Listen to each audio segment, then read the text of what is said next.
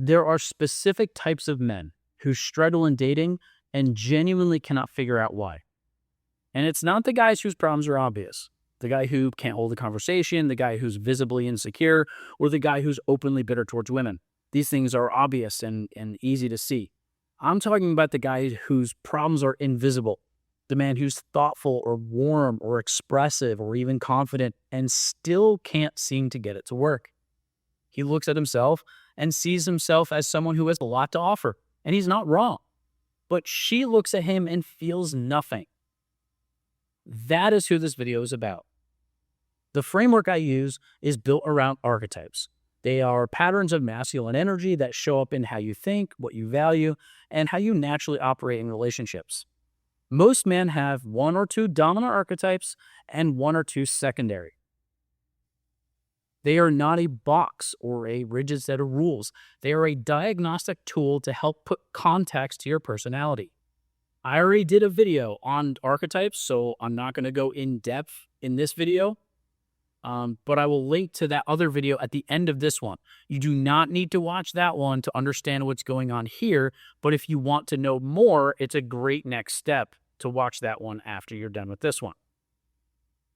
Now, none of these archetypes are good or bad on their own.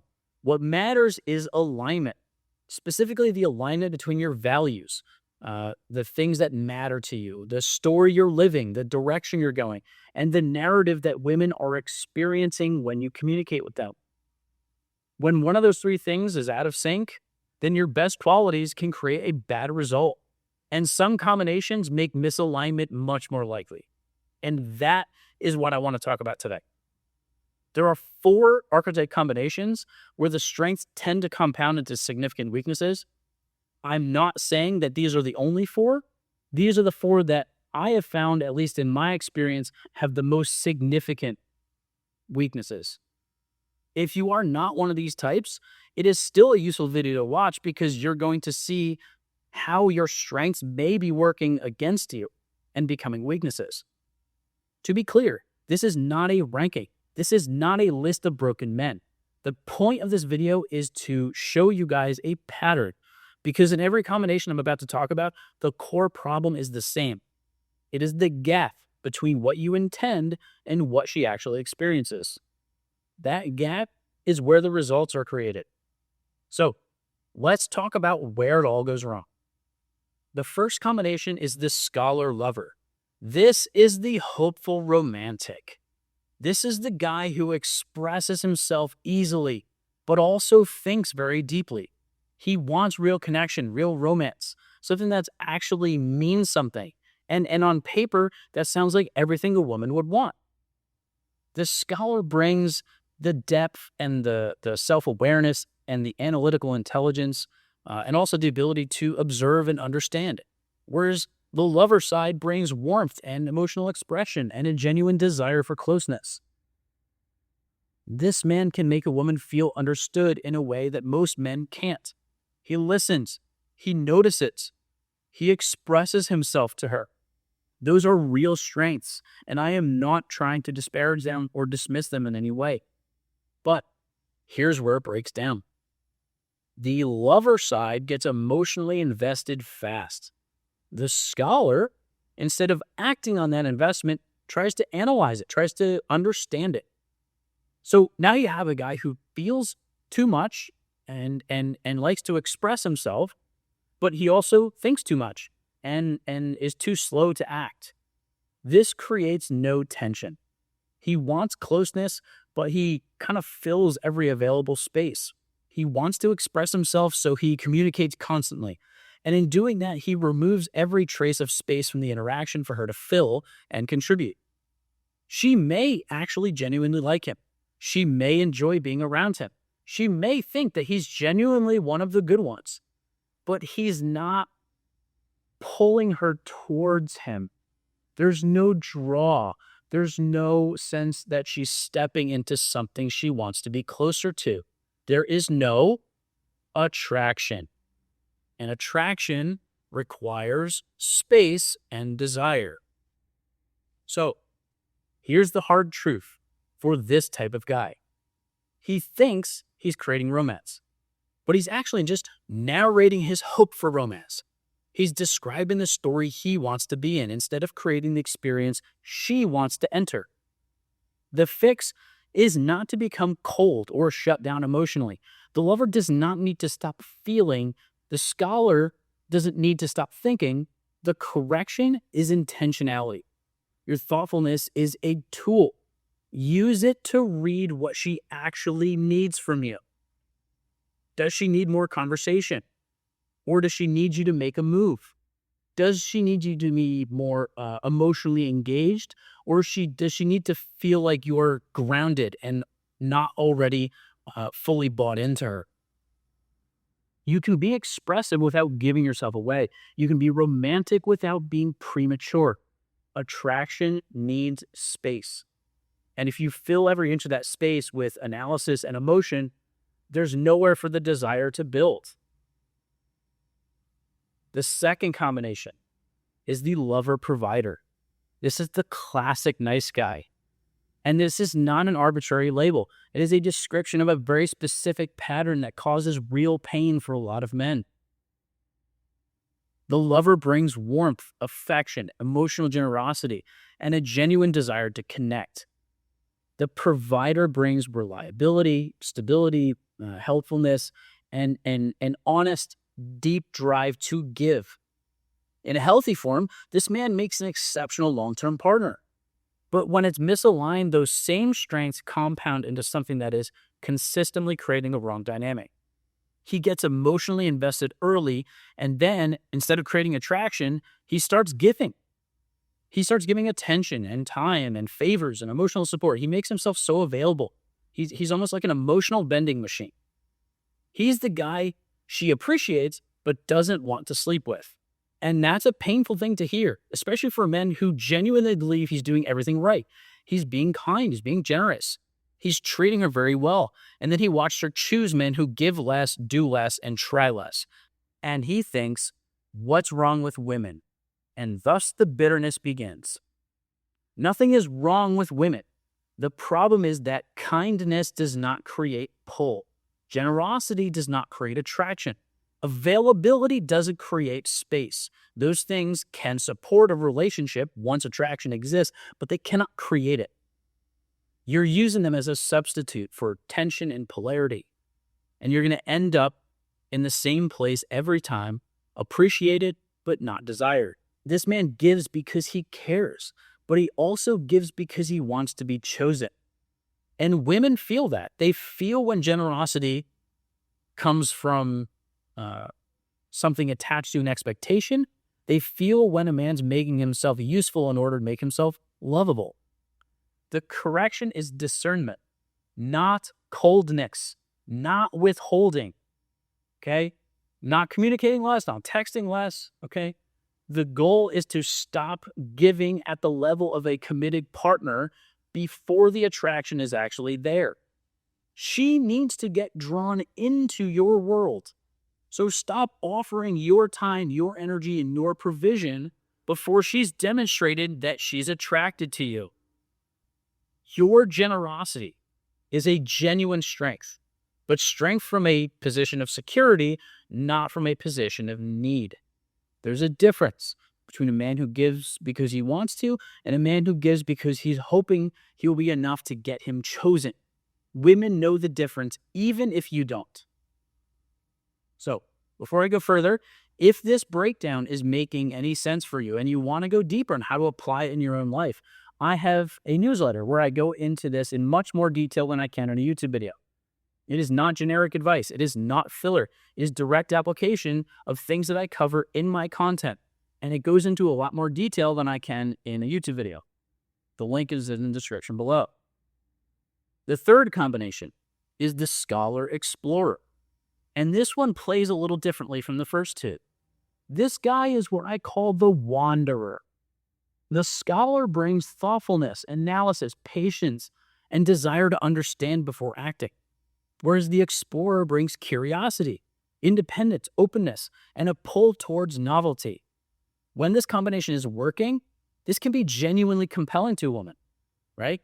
Intelligent, a little unpredictable, and someone who sees things a little bit differently or a little bit deeper than most men. When it's misaligned, though, something very specific happens. He overthinks, he stalls out, and then he convinces himself that he's bored before anything substantial has a chance to develop.